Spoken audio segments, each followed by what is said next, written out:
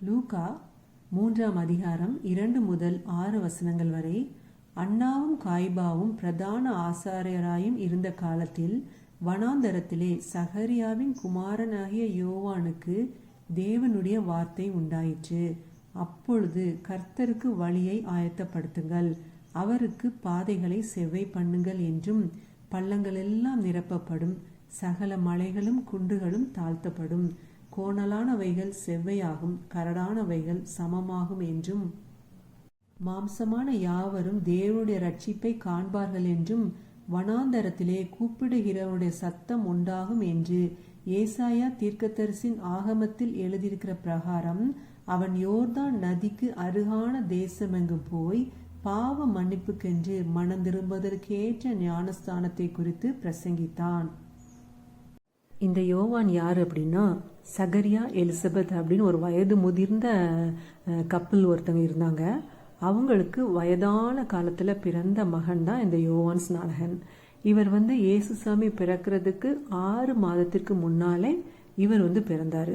அதாவது இயேசுசாமி வரப்போகிறத உலகத்திற்கு சொல்வதற்காக ஆண்டவரால் அனுப்பப்பட்ட ஒரு மனுஷன் தான் இந்த யோவான் ஸ்நானகன்.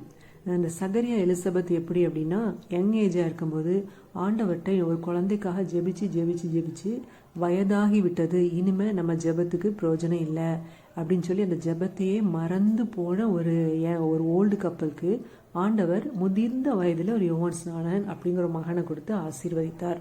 இந்த மெசேஜை கேட்டுக்கொண்டிருக்கிற யாராவது இந்த நேரத்தில் எனக்கு கல்யாணம் முடிஞ்சு 5 வருஷம் ஆச்சு, 10 வருஷம் ஆச்சு, 15 வருஷம் ஆச்சு, இனிமேல் நமக்கு குழந்தை பிறக்க சான்ஸே இல்லை அப்படின்னு சொல்லி யாராவது இதை கேட்டுக்கொண்டிருந்தீங்கன்னா, உங்களோட நம்பிக்கையை ஒருபோது விட்டு விடாதீங்க. ஆபிரகாமுக்கு ஏற்ற வேலையிலே ஈசாக்கை கொடுத்த தேவன், 100 வயதிலே ஈசாக்கை கொடுத்த தேவன், யோவான் ஸ்நானகனை முதிர்ந்த வயதிலே சகரியாவுக்கு எலிசபெத்துக்கு மகனாக கொடுத்த தேவன் இன்றும் உயிரோடு இருக்கிறார். ஸோ நீங்கள் விடாமல் ஜெபம் பண்ணுங்க, நிச்சயமாகவே உங்களுக்கும் ஆண்டவர் குழந்தைய கொடுத்து ஆசீர்வதிப்பார்.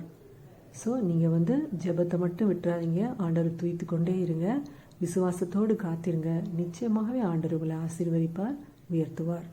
ஆமேன். ஹல்லேலூயா.